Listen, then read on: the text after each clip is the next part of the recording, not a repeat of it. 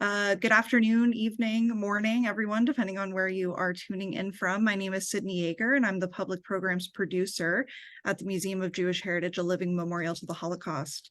I'm so pleased to welcome you to our final session in our Focus on Holocaust History series.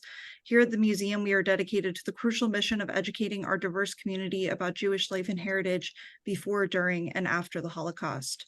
As part of that mission, our programs illuminate the stories of survivors, broader histories of hate and anti-Semitism, stories of resistance against injustice, and more.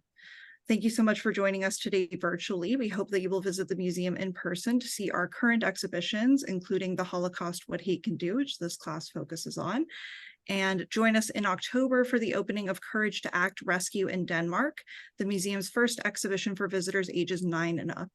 You can learn more on our website. Closed captions are available on today's program, and instructions on how to turn captions on or off are posted in the chat. If you have questions for our speakers during the program, please put them in the Zoom Q&A box, and we will get to as many as we can at the end of the hour.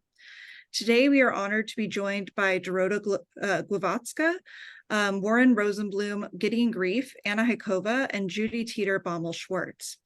Dorota is Professor of Humanities at University of King's College, Halifax, and has taught critical theory, Holocaust and genocide studies, and theories of gender and race in the Contemporary Studies program since 1995.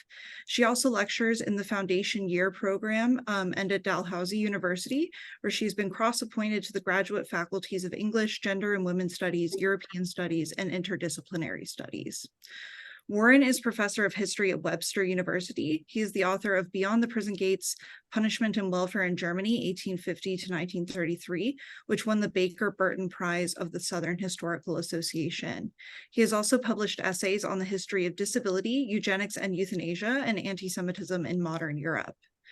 Gideon is an Israeli historian who specializes in the history of the Holocaust, especially the history of the Auschwitz concentration camp, and particularly the Sonderkommando in Auschwitz. Anna is Associate Professor of Modern European Continental History at the University of Warwick. In addition to her academic work, Dr. Hájková is a queer history activist and public intellectual. Her first book, The Last Ghetto, An Everyday History of Theresienstadt, was published in 2020. Judy is the director of the Finkler Institute of Holocaust Research, the Abraham and Adita Spiegel Family Professor in Holocaust Research, the Rabbi Pinchas Brenner Professor in Research on the Holocaust of European Jewry, and Professor of Modern Jewish History at Bar Ilan University in Israel. She's also a historian curator of the Holocaust, What Hate Can Do. So thank you all so much for joining us today, and now I'm going to hand things off to Judy. Okay, thank you very much, Sydney. Until now, in this series, we have been focusing primarily on the Holocaust and what it did to the Jews. And it is true, the Jews were the main focus of the Holocaust. They were the main victims of the Nazi regime. However, they were not the only victims of the Nazi regime. And to better understand what happened during the Holocaust, we're going to be spending this session broadening our vista, looking at the number of different groups targeted by the Nazis between the years 1933 and 1945. Among people in these groups were Jews. However, they were targeted not for being Jews, but because they belonged to a particular group, and we're going to be hearing about these groups. I'd like to start with Anna Hájková, who will be speaking to us about the LGBTQ victims of Nazism. Anna, please.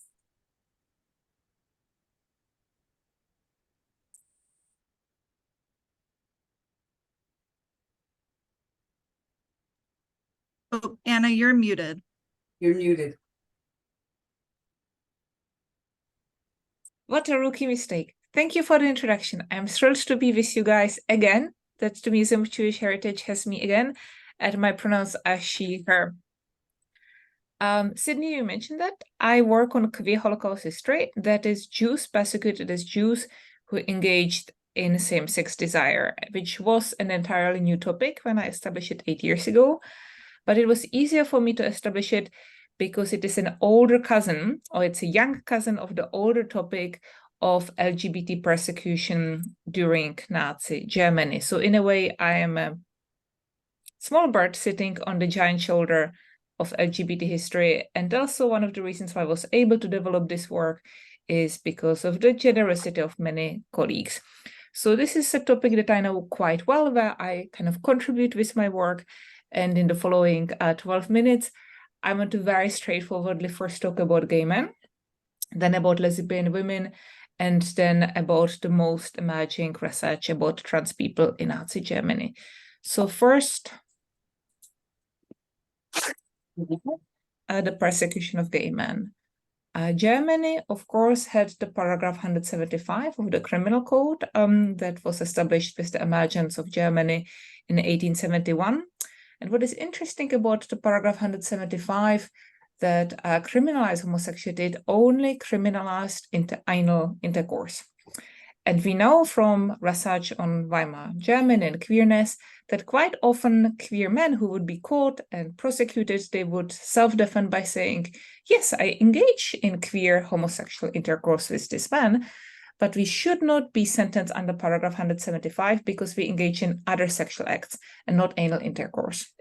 And this is something that changes with novelization of paragraph 175 to 175A in September 1935, because now it's all kinds of sexual acts and also non-sexual acts that can be criminalized. It can be being tickled, it can be kissing, it can be holding hands. In fact, if you have bad luck and are caught in the wrong place in the wrong time, say that you're in a cruising park and you just sit down to have a cigarette and you never engage in any queer activity whatsoever, that you will be arrested and will be persecuted. The persecution of gay men is quite often forgotten was intersectional. So not everybody would be persecuted. If you are poor, if you're extremely poor, if you're Jewish or if you are Romani, if you do not have strong social skills and your neighbors don't like you, the probability that you will run into with the police or the Gestapo is much stronger. But not all persecution happened according to paragraph 175. Many gay men ended up in the camps also as so-called habitual criminals, as people with the green triangle, if they had 3 or more previous records, which of course, thanks to paragraph 175 could be. I should say, and that's something that I started thinking last week quite a bit, what I find problematic in the recent LGBT history is that sometimes it strives to be a heroic history, to kind of heroize, and maybe sentimentalize people who were persecuted for being LGBT. And we know about some of the men who ended up in the camps that not only did they have consensual relationships with grown-up men, but some of them had non-consensual violent relationships or assaulted boys. And that's something that often has been erased from history. And I found that out about one of the best known examples of survivors of Neuengamme at Auschwitz. And I wish we would have a braver queer history that doesn't seek to have only kind of these easy stories, but would make space for difficult history, as we have done it in Jewish and Holocaust history as well. Often people ask me about numbers, and it is important to spell out that it was only a fraction of gay men that actually ran in with the law. So 78,000 and nearly 80,000 were identified. About 53,000 men were sentenced under paragraph 175 or 175A. Yet smaller number was castrated and only 15,000 were deported to concentration camps. I give you these numbers because you can imagine what is the percentage of men in Germany that in 1933 will have 60 million inhabitants. You will have some 5 to 10% population who are in whatever way queer. And that is, of course, much, much, much more than the 80,000 who have a run-in with the law. However, those men who are sent to the concentration camps, and this is why I have the slide here, and who are marked with the pink triangle or the green triangle of the habitual criminals, especially the pink triangles, are treated as the worst of the worst. They are singled out for sexual assault, they are given the worst food, they are sent to the worst commando, and they also face homophobia of the fellow prisoners. So alongside Jews, they have the highest mortality. Now, they are not singled out for selections and for gas chambers, but they also often end up in gas chambers because they are so weakened as the so-called Muselmänner. The history of these men is something that is quite bitter and continues after the liberation too. And as PSL, one of the survivors from Alsace from France, said, liberation was for the others because the paragraph 175 stays in validity in Germany after 45 too. And some of these men are liberated and sent directly from a camp to prison again. In West Germany, paragraph 175A was kept and was only decriminalized in 1969. In East Germany, the decriminalization came somewhat early in 1957 in practice, and in 1968 also in law. But this was just decriminalization. These people were not recognized as victims. And of course, the camps would have not made your health much better. And these people could not apply for reparations, unlike the Jews and unlike the politicals. And the reparations only came in 2017, and in kind of really bitter moment, the German government waited until the last known survivor, Wolfgang Glowacka, passed away. Now, this is just Germany, the Altreich. In Austria, the situation was different. There was the paragraph 129 that criminalized both male and female sexual conduct. And then we could also look at other countries, say Netherlands or Denmark, where in legal situation, you do not have a paragraph criminalizing homosexuality, but in practice, these people are still prosecuted. Something we could also touch on is the homophobia of the concentration camps and the situation that these people are really afraid of their fellow prisoners.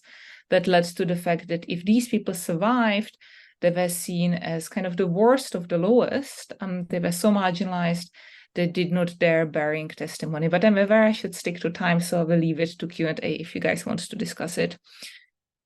But one thing that I want to mention is this wonderful memoir. If you want to read a great book, I would really recommend you Josef Kohout's book, Man with the Pink Triangle, written by an Austrian survivor, or kind of co-ghostwritten under the name of Heinz Hilger, who recalls how he survived Sachsenhausen and Flossenburg, and he talks about it with great honesty and also great self-criticism.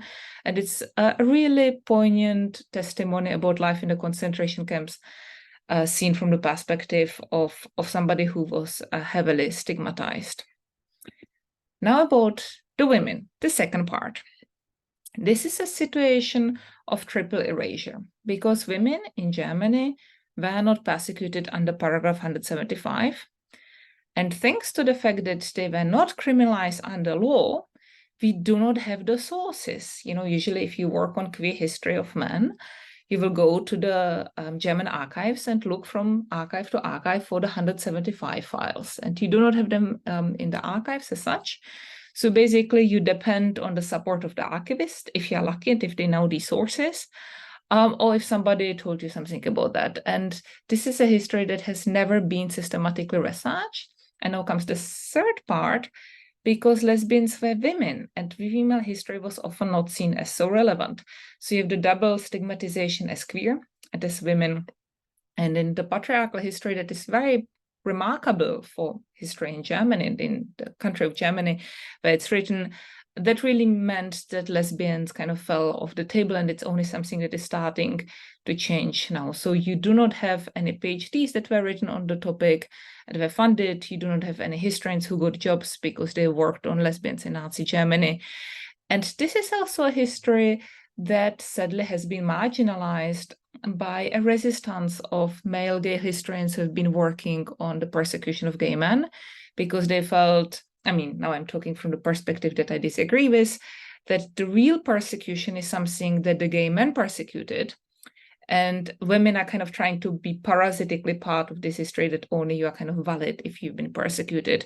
So there has been a lot of political resistance, and that is starting to change. But to this date, we do not have an in-print monograph on the persecution of lesbian women.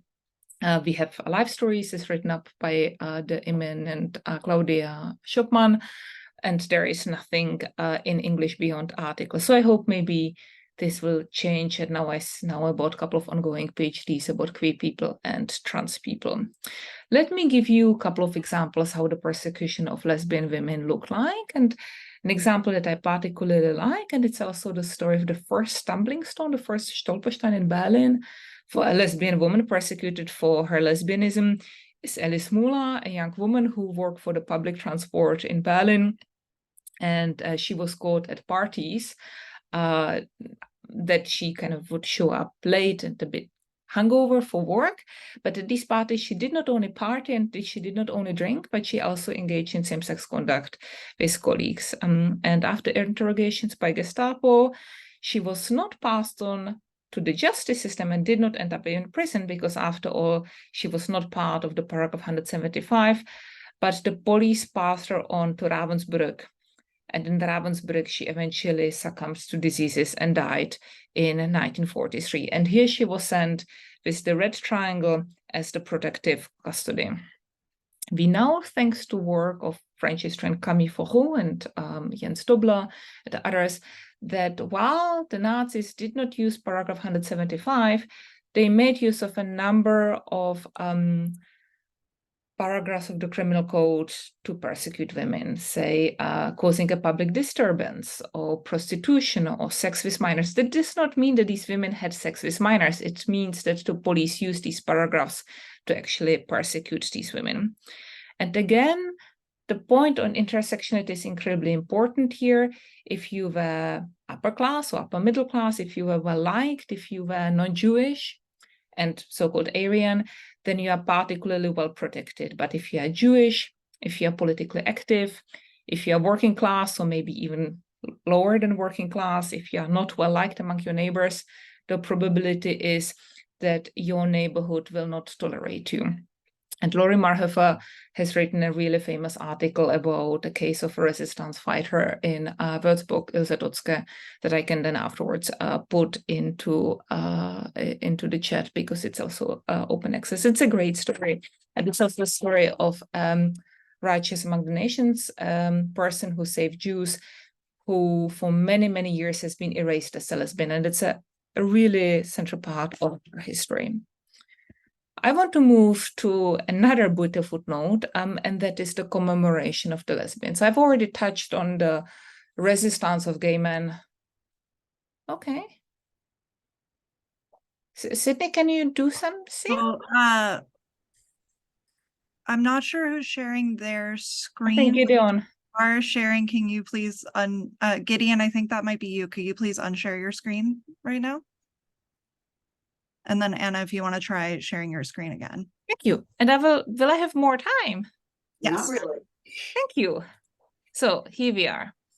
So I was talking about like the outrage, how for the longest time the persecution of the lesbians could not be commemorated. And that is also a part of history in which I was part. And for 8 years together with colleagues and activists from Austria and Germany, we fought for commemoration of women persecuted as lesbians at Ravensbrück Memorial.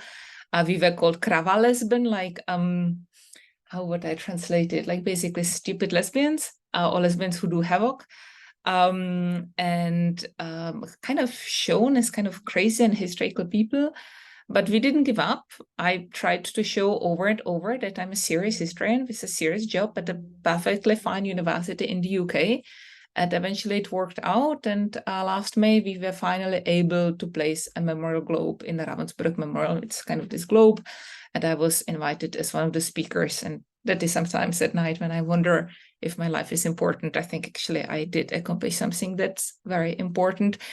The other story that I want to share, and by the way, if you ever visited Berlin, you will know that next to the Memorial for the Murdered Jews of Europe in 2008 in the Tiergarten Park, the memorial for the homosexual victims was unveiled as well. And eventually this memorial also could include not only kissing men, but also kissing women. But a story that my colleague and friend Sebastian Tremblay pointed out is, you know how I showed you earlier on the pink triangle for the gay victims? In the 1980s, with ACT UP, with the AIDS Coalition to Unleash Power, these activists very smartly used the pink triangle and put it upside down, so that for the activists fighting for the health and survival of thousands and hundreds of thousands of gay men and people around the world, this was a history that was no longer a source of shame, but was a source of pride. And that's really, really important. The last bit that I want to touch on is the history that, as I have already mentioned, is something that is very much ongoing, but is particularly part of the culture wars. And again, if you want to discuss it, I think this is a terrific topic for discussion in Q&A. And Sydney, you promised that maybe you can post a link for an excellent roundtable that I was allowed to be part of last June of the last year. So if you're interested in trans people in Nazi Germany, check out the link. My colleague Bodhi Ashton gave a tremendous talk, and really I'm basing my summary on his work here. Trans people had a vibrant scene in Weimar Germany. They were often allowed to live under their chosen gender with transvestite certificates. But then with the rise of Nazis in 1933, most of these trans certificates were stripped of their validity after 1933. We know, thanks to the work of Xavier Nunn, about a trans woman R, who after 1933 was directed to stop living as a woman, even though she has lived as a woman for many, many years. And the worst of Nazi violence and aggression was preserved for trans women, and trans women in particular, who sold sex. Why did these trans women then not simply live as men again? Because it's a horrible act of violence, and these trans women knew they could end up in the camps. They knew about their friends who went to Neuengamme at Mauthausen and never came back. But life under this horrible gender that they did not want to live was a life not worth living. I really like the example of Lady Backcroft, not least because she had very beautiful legs, and that's what I like about this picture, who came from Hamburg, who wrote a couple of memoirs that are kept in the Hamburg States Archive, who also made ends meet as a sex worker, and who until 1933 had a transvestite certificate, but that was stripped of its validity. She was arrested a few times, not only as a sex worker, but also for queerness and as a trans sex worker, and eventually was sent to Neuengamme, from Neuengamme to Mauthausen, and murdered here in 1943. One kind of the critical, and I find transphobic comments, was the trans women. We have to kind of sum up. Okay, I'm literally summing up now. Trans women were not persecuted as gay men. Bodhi Ashton, Laurie Marhofer, and Xavier Nunn have shown that A, Nazis were aware of the existence of trans people and singled them out as enemies. B, trans people constituted describing themselves by their own gender and insisted by describing this even face-to-face to the Gestapo. Thank you so much. Thank you very much, Anna. This was fascinating, and you've given us a look into a part of the Holocaust that many people have never heard of before. And we're going to move on to another group of victims. Warren, you're going to be speaking about people with handicaps and how they were targeted by the Nazis. So the floor is yours. Thank you, Judy, and thank you, Anna, for that really fascinating talk. And thank you, everyone, for including me in this. It's really an honor, especially to be with such a really great group of historians. I am going to start off by an almost necessary point, I think, when talking about the history of disability under the Nazis, which is the point that this in many ways is an international story. It's a story about what happened under the Third Reich. It's a story about the ideology of National Socialism, but it's also crucially a story that in so many ways is unthinkable without a very long preceding history of mistreatment of people with disabilities, an ideology that consistently dehumanized them, the practices of institutionalization, which in many ways moved initially forward in the United States more so than elsewhere. England was certainly complicit in this practice of institutionalization. And in that sense, the stage was set for National Socialism in terms of how it specifically demonized people with disabilities and then felt a kind of legitimacy with instituting policies that to us today seem, I hope, almost completely unimaginable.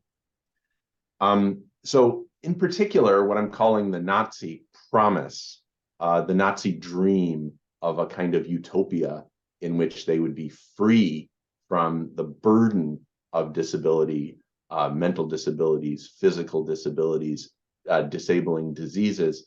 This fantasy of perfection is one that the Nazis take to an extreme, but they've really drawn off of an international environment in articulating this and in the ability to gather support around this utopian ideal. In the case of eugenics, it emerged in England. As I alluded to, is a very strong movement in the United States.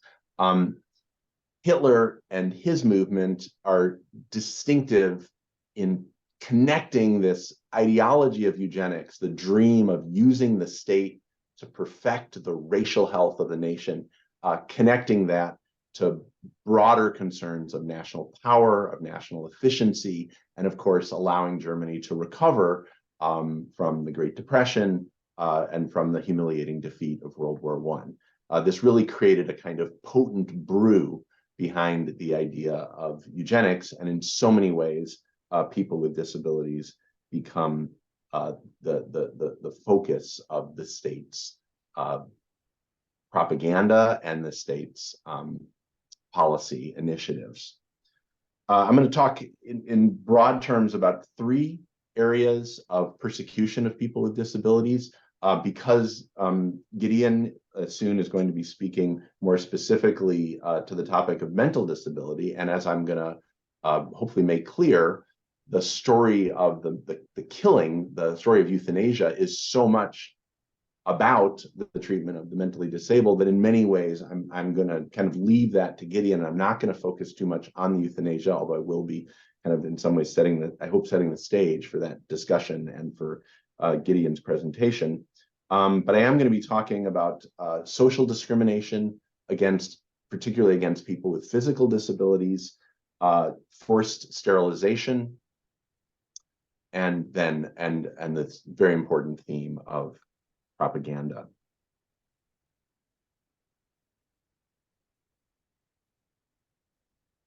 The Nazi obsession with people with disabilities worked well within their overall ideology of productivity. So much of what Hitler's regime stood for was making the German nation strong and efficient, and key to that was a workforce that would be highly productive and mobilized, in a sense, for this imperial enterprise. So this meant putting people to work, making better workers, weeding out the bad workers, and ending exploitation in the Nazi ideology, exploitation in particular by Jews, by foreigners, and by those with a false sense of humanity who were tying down the German working class and tying them to narrow welfare and charitable concerns. So the dream is to create a workforce that would be worthy of this imperial mission, and that is so deeply then intertwined with this racial ideology. In many ways, good workers have to be racially pure. They represent the kind of achievement of a racially strong people, and a racially strong people is one made up of great workers. And so a key kind of contrast within Nazi ideology that they're constantly working on is this contrast between what you see on the left, the strong, not coincidentally beautiful Aryan worker who has a natural inclination towards productivity, and on the right, the image of the disabled. And so this dream of perfection, this dream of a racially healthy nation, is very tied up to this dream of a productive nation. Tied to this is an obsession, really, with asylums, with institutions of confinement, which had been growing. I mentioned how they were growing in the United States, they were growing in England, and actually they were particularly growing in Germany. Institutions for confining the so-called feeble-minded, people with psychiatric illnesses, and also, to a great extent, people with what we would today consider socially inflicted illnesses like panhandling and vagrancy, which today aren't even considered illnesses, really, alcoholism, and then also homes for people with physical disabilities. All of these asylums were grouped together under Nazi ideology as being part of this drain on national resources, as a problem in that they were holding grounds for people who couldn't work, who were not participating in the national economy, and they were therefore seen as useless eaters.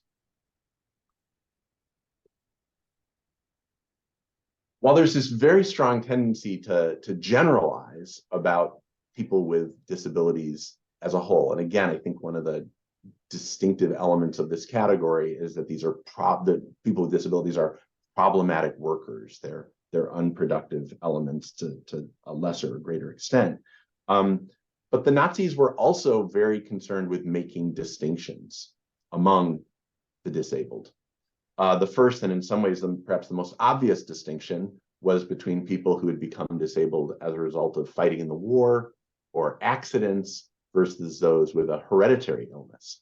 And there was so much concern, in fact, that injured war veterans not get grouped together with the hereditarily ill, that there was even an insistence on not calling war veterans disabled, and that rather than calling them cripples or invalids, that they would be referred to as the war injured. But even among those who were not veterans and were not the war injured, it was also really important in their minds to make distinctions between those who could be ultimately integrated into the nation, those who could be made productive, versus those who were deemed to be hopeless cases. And there's this constant creation of hierarchies among people with disabilities. And sadly, people with disabilities were complicit in this themselves. So that, for example, the German associations for the blind and German associations for the deaf, almost like the war veterans, were very insistent that they did not want to be grouped with hereditarily mentally feeble-minded, because while the latter group was deemed to be hopelessly unproductive, people with seeing and hearing impairments wanted to make the case that they could contribute to the nation. And the Nazi state was also involved with making these kinds of distinctions. There was tremendous interest in rehabilitative medicine, in physical therapy, in special schools for the blind and the deaf. And so this added to the sense that they could sort of make really fine-grained distinctions between people with disabilities who could ultimately be helped, could ultimately be made productive, and those who were deemed to be hopeless cases. A further and related concern was the extent to which people fit within what the Nazis called the national community. And this is a very vague term, but it's basically the sense that not only would you be ultimately capable of being productive, but were you accepted? And so when thinking about these distinctions among the disabled, the Nazis would often look at the extent to which families were willing to hold on to people versus placing them in institutions. And this is going to become a really crucial distinction when we talk about policies, because those who are put in institutions are much more likely to end up getting targeted by the state, whereas those who are kept at home were seen as somehow still fitting within the fabric of the national community. And it was the case that while the blind and the deaf might often be sent to special schools, they were ultimately would come home, they would be integrated into the community, hopefully they could find work. People with physical disabilities were more likely to be kept at home unless it somehow was deemed unmanageable for the family to take care of a person. Say they had a neurological disorder that was getting worse and they needed to be institutionalized. But for the most part, people with physical disabilities were able to live at home, able to exist within the community. And in fact, that's a growing trend during the Third Reich, whereas people with intellectual disabilities, people with mental illness, were far more likely to be institutionalized and therefore were not seen as part of the national community. The last thing I want to mention is a preoccupation with aesthetics.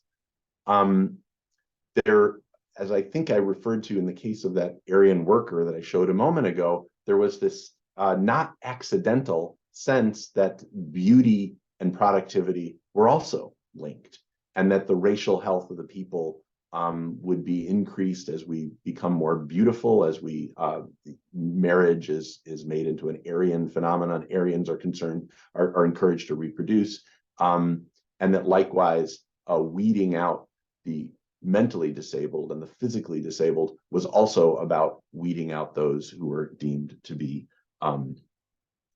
physically unattractive, and in fact so physically unattractive that they cause disturbances within the community. And so there's a really strong propaganda push during the Third Reich, raising the issue of people with disabilities as a drain upon the economy, people with disabilities as hopelessly unproductive, but also, to put it bluntly, people with disabilities as ugly. And you see these kinds of photos and posters that constantly kind of emphasize the grotesque, whether it's the angle of the camera, whether it's the nature of the picture. You get ads like this, a poster that was originally in a very popular magazine called Neues Volk, with the caregiver behind the man with disabilities, and the slogan being 60,000 Reichmarks are spent over the course of a lifetime on this individual, and that's your money, comrade.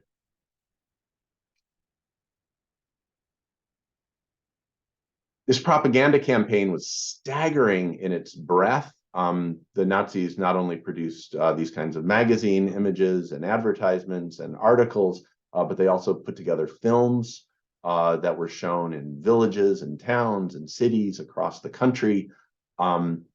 Another kind of perverse element of propagandizing was organizing tours to institutions and always making a point of bringing the tours to the institutions with the most severe examples of persons with disabilities. They would take professional groups, they would take school groups.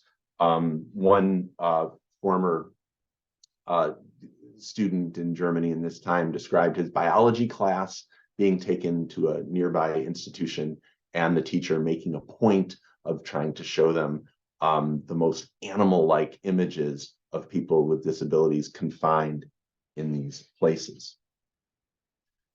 Onto the topic of discrimination.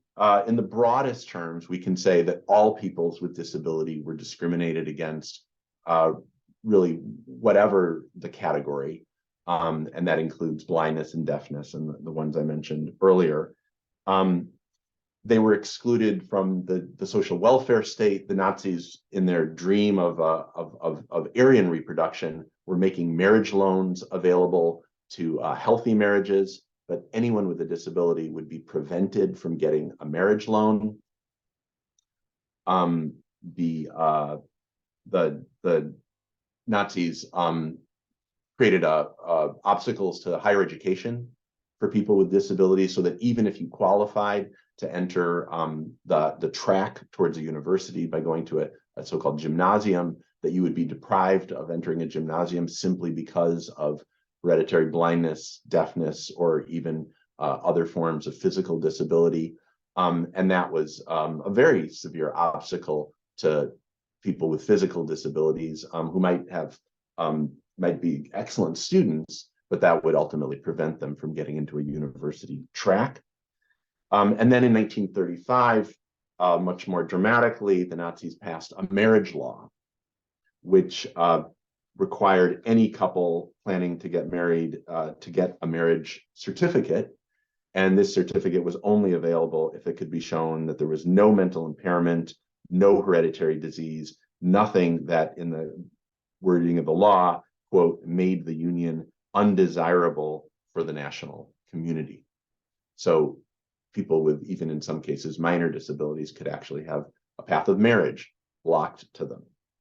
And the last thing I want to mention in this context is how successful the propaganda was in leading Germans to internalize this discrimination. And so you have examples of people writing to magazines asking, I'm thinking about getting married, but I'm worried about the fact that my spouse, has a limp, or I'm worried about the fact that his sister has a mental illness. or that there's a history in the family of some kind of mental illness. So the internalization of this discrimination is in effect both of the vast propaganda campaign that I described before and the institution of these kinds of measures like the marriage certificates. We have to kind of sum up now. Yeah. Okay. So the theme of forced sterilization and euthanasia, I'm going to pack these all together because, importantly, that hierarchy really kicked in when the Nazis passed their infamous sterilization law in 1933. The vast majority of people who were sterilized were not physically disabled. They were people with either so-called feeble-mindedness or they were people with psychiatric illnesses. When it came to the euthanasia program that Gideon is going to talk about, which has two stages, I'm sure he'll describe this.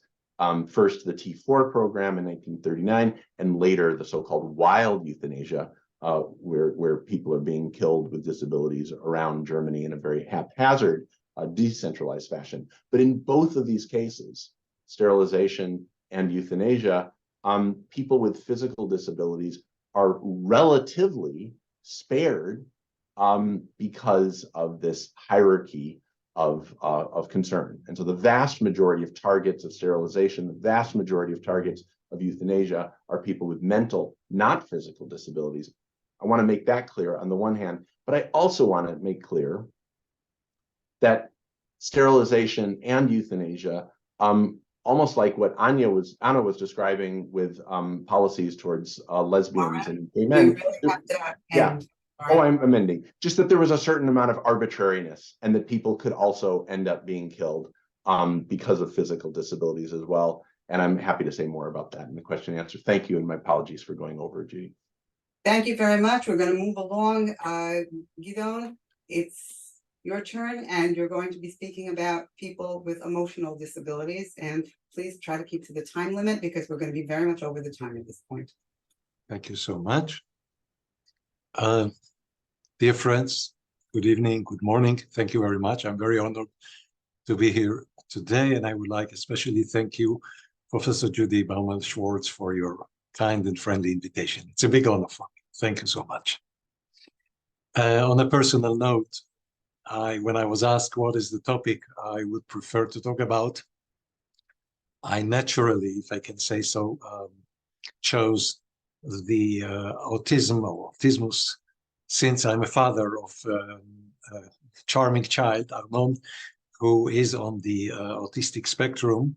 And of course, this is an involvement of historical and personal research. So if I'm a little emotional, please forgive me. Allow me first to show you the short presentation I've prepared. I hope I will be able to show it correctly. Just a second. Here it is. Can you see it on the screen? Is the presentation? Yeah, we can see it. Seen? Can you see it? Mm-hmm. Excellent. Okay. So this is a very general introduction about autism, about the, why doesn't it? Oh, okay. I will roll it just. As you may know, all the neurological, psychiatristic, and other disabilities are based on the so-called eugenica, which was actually developed not in Europe, but in the United States at the beginning of the 20th century, and also based on some writings of non-German scientists, like Arthur de Gobineau, which we see here, and his writings, or Euston Chamberlain, the English author, and many others, which we can see here on the screen. Just to give you some kind of general information. And when it came to the German Nazi legislation, it was a very quick process, which was published on the same day in the so-called Reichsgesetzblatt, the book of laws of Nazi Germany, when I will talk about the Tiergarten fear program and the successor of it, Action 14F3, I will explain to you more. In any case, we see some of the propaganda posters which were published in Nazi Germany from 1933 onwards.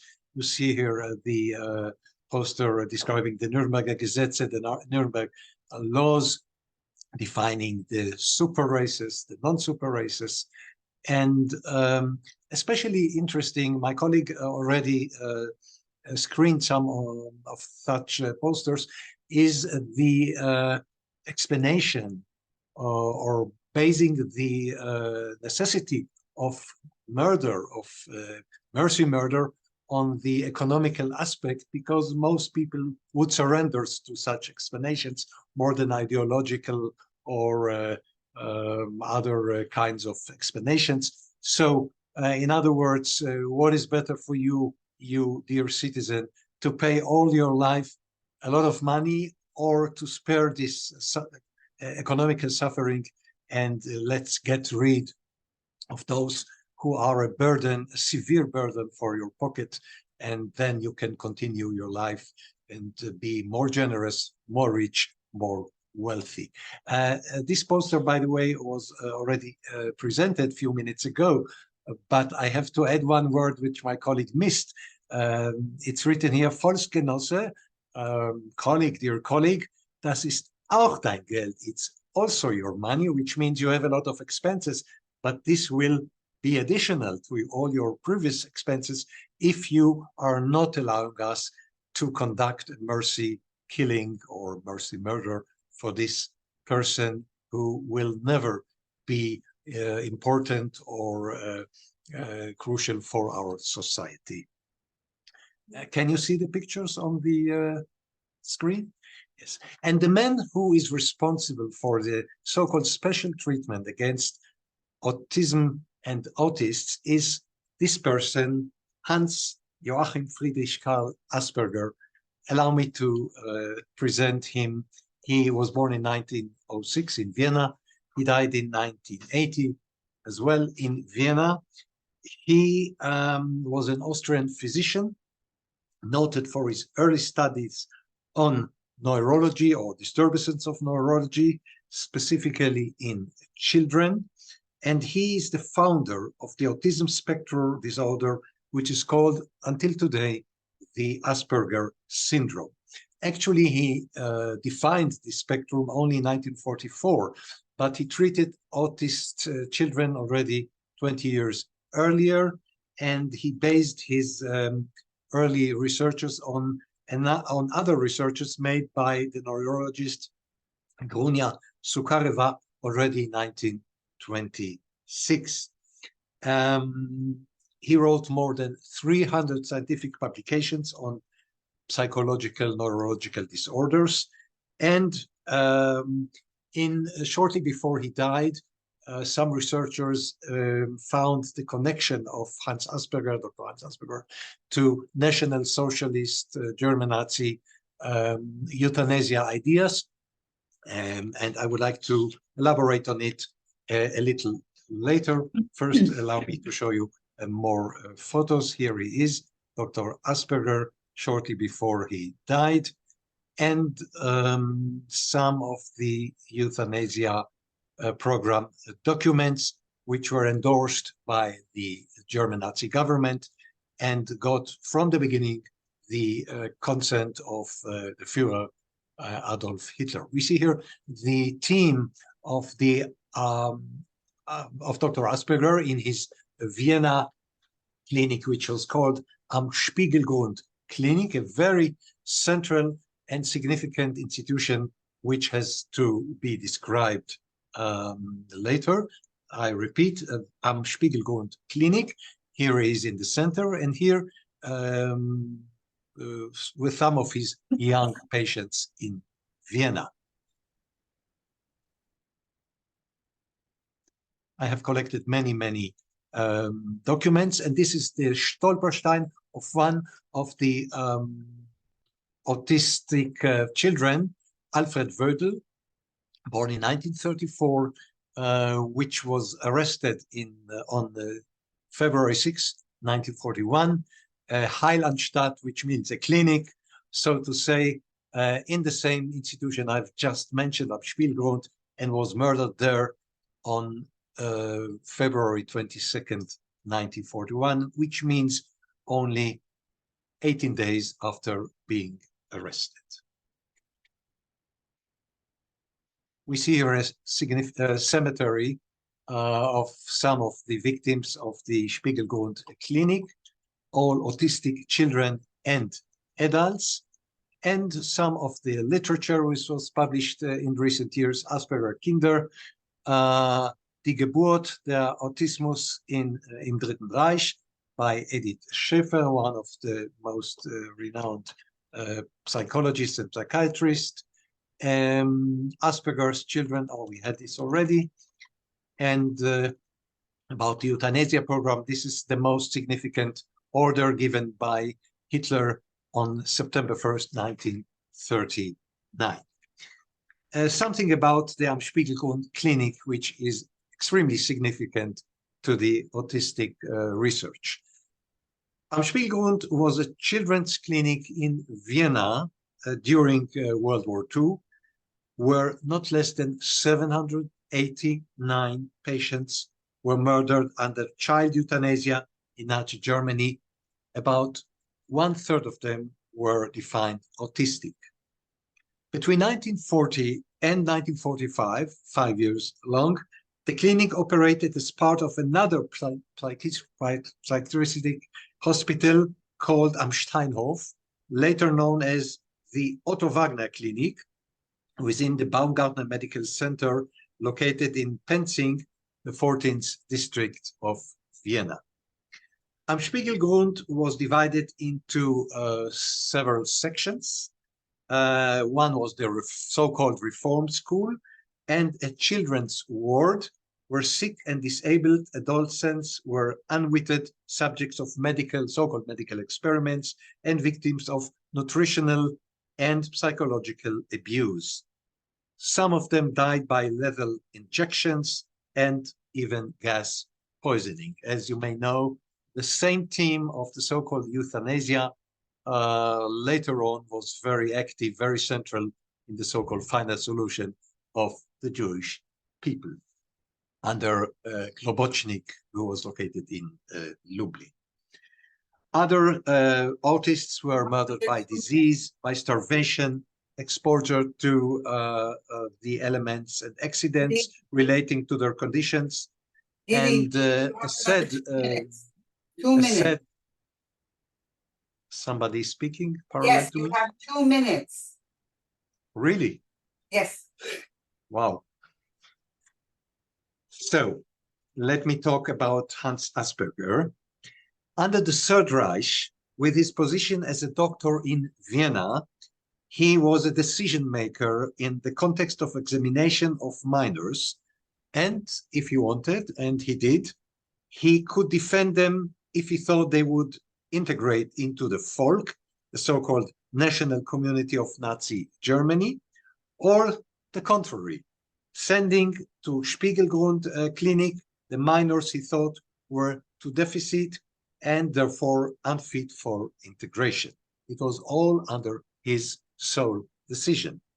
Am Spielgrund Clinic, created, as I mentioned, in July 1940, on the premises of the Steinhof Psychiatric Hospital in Vienna, was directed by Erwin Jekelius, a former colleague of Asperger at University Clinic in Vienna, and he became the major architect of extermination policy from June 1940 until the end of 1941, when he was removed.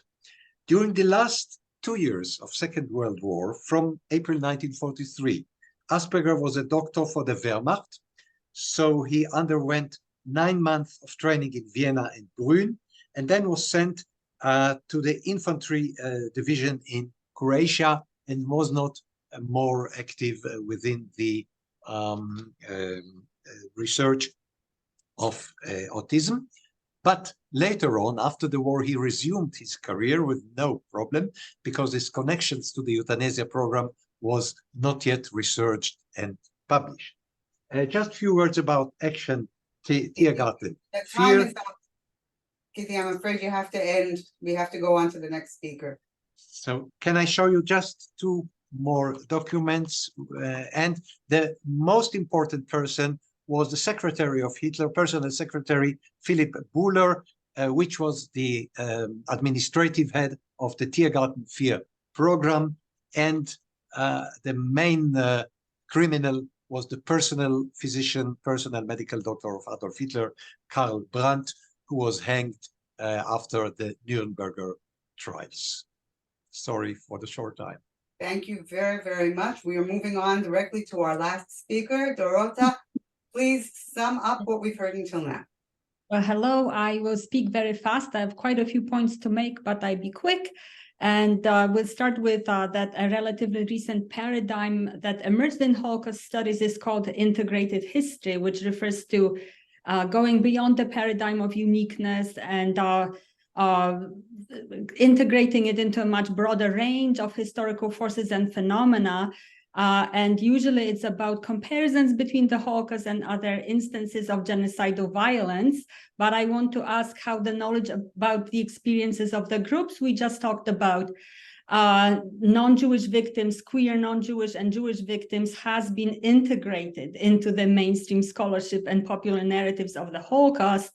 I also want to ask to what extent the ways these groups have been represented or have represented themselves within the landscape of Holocaust remembrance have changed over the decades, whether these changes reflect contemporary sensibilities and social transformations and so forth. So like Anna's attention to the fate of transgender persons, for instance, the fact that it took 880 years and the advent of transgender activism today before historians could even begin to excavate these stories. That's a poignant example.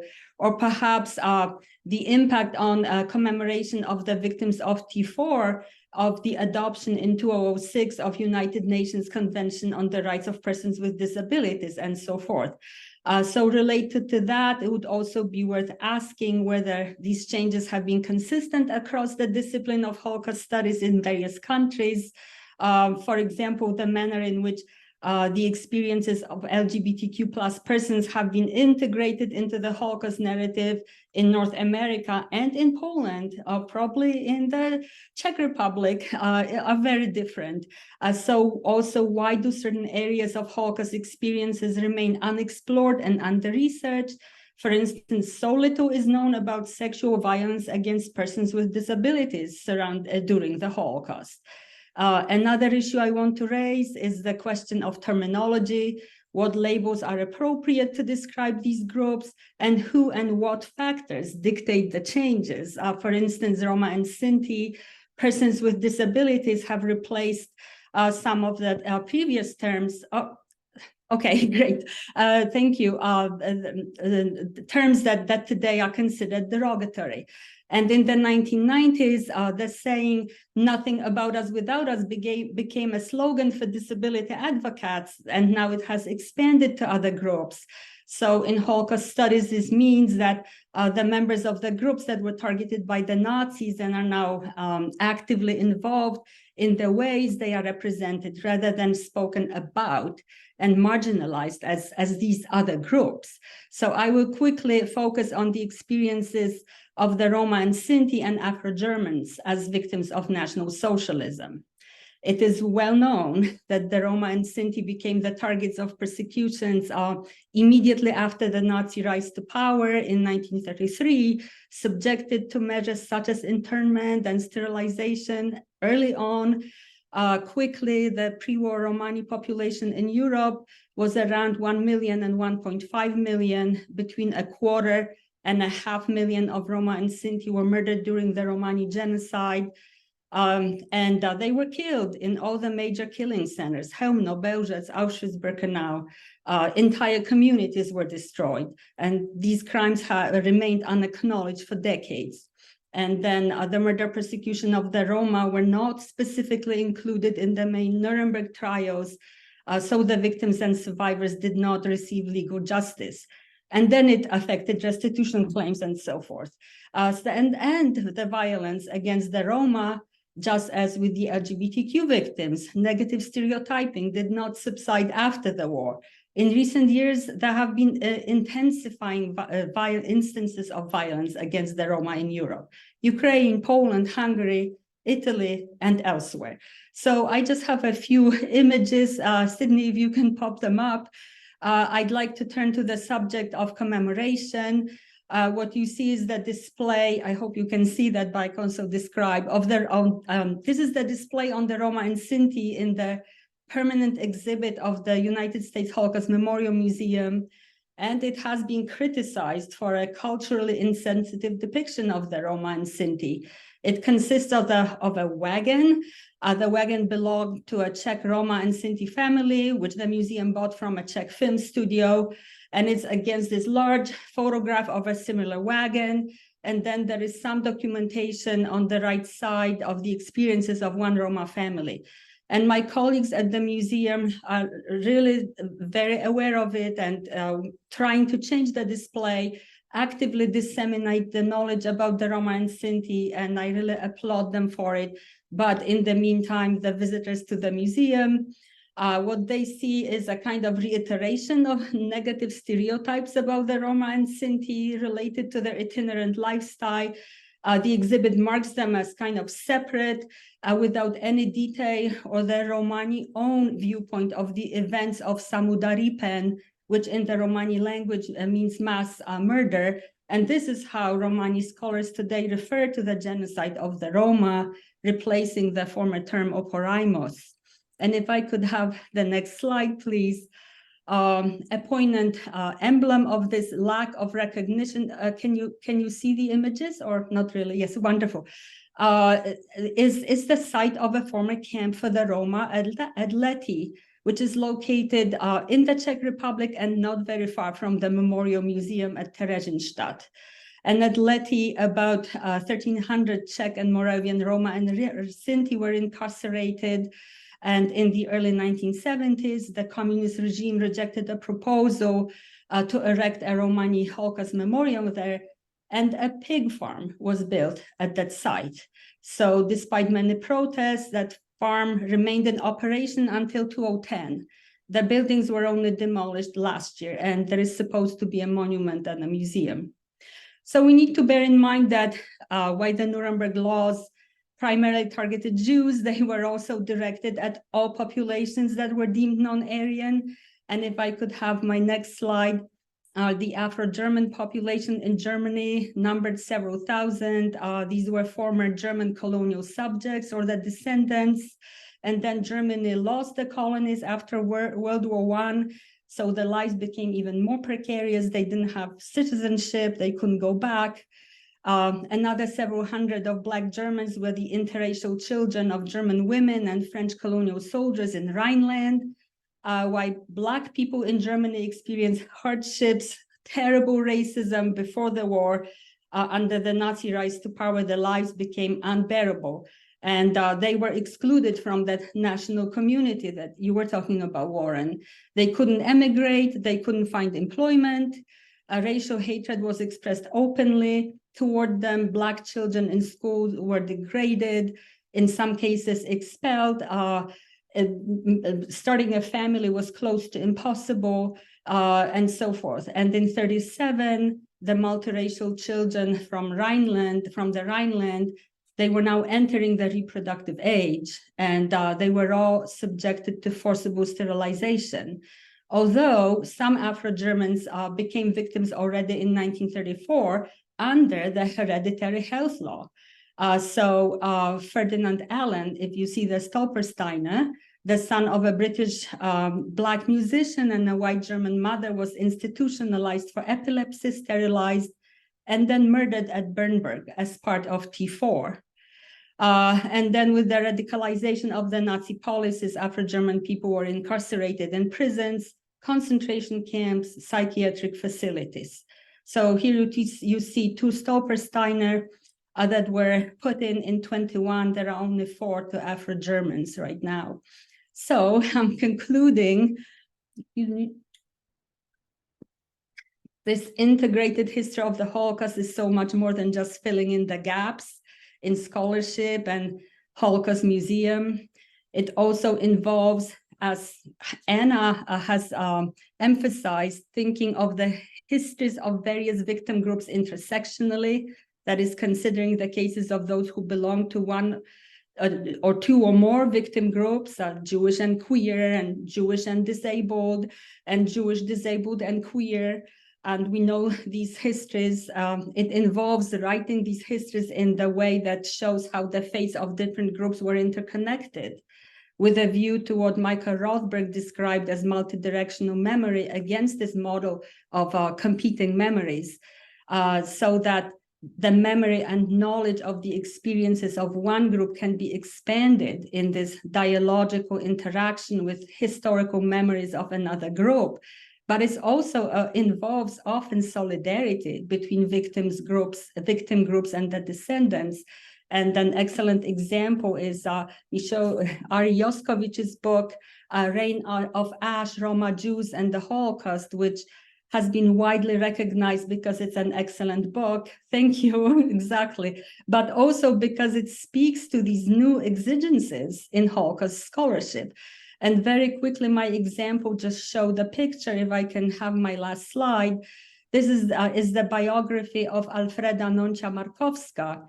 She was the only survivor, a Romani woman, the only survivor after the Nazis murdered her entire family. And then she was hired to work on a railway and got a Ken Carter, and she used it to travel to sites to known massacres of Jewish and Roma populations, and she looked for child survivors. She's credited with rescuing and then hiding at least 50 Jewish and Roma children. In conclusion, as Holocaust scholars or educators, if I can say so, I think we have the responsibility to make sure that we are not complicit in the othering of non-Jewish or LGBTQ groups, of kind of inadvertently reinforcing forms of prejudice, if only by omission. We need to make room for the voices of the descendants of the victims from these groups and members of contemporary groups that represent them, including on the panels like this one, and also in making decisions regarding how they want to be represented. And I think it's important that we respect their knowledge, their commemorative practices and forms of memory transmission, and sometimes they may not align with how things are usually done in Holocaust studies, and I think we need to respect that. So thank you. Thank you very much, Dorota. Thank everybody for wonderful presentations. And Sydney, back to you. Yeah, I want to echo what Judy said. I want to thank all of you. And I know we are over the hour, so unfortunately, I don't think we're going to have time for Q&A, but I want to thank all of you for those really excellent presentations. I know it's really hard to fit all of this really complicated information into such a short amount of time. And I've been putting links in the chat when things have been mentioned that the museum has also covered. So I hope that you all will check those out as well. Just Reign of Ash, we recently did a program. I also put in some of the programs that Anna has mentioned. And so I hope that you'll all check those out as well. So I want to thank all four of you for presenting today. Judy, I want to thank you for putting this amazing panel together and also for putting the entire series together. So for those of you who joined us today, thank you for joining us in the internet verse. If you enjoyed today's program, we hope you'll consider making a donation to support the museum at mghnyc.org/support and joining us for our upcoming programs, which you can find at mghnyc.org/current events. You can watch past programs and view and share today's recording, which is going to be available later this week on the museum's YouTube channel. Have a great afternoon, evening, morning, depending on where you are, and we'll see you all soon. Thank you again.